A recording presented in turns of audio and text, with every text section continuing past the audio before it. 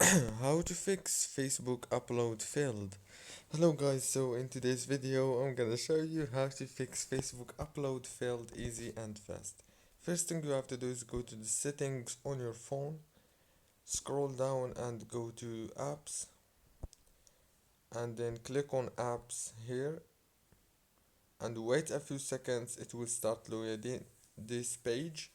Scroll down again until you find Facebook and click on it, and then all what you have to do is go to data usage, scroll down and make sure to enable all those options right here, and then go back again, click on storage and click on clear data and clear cache.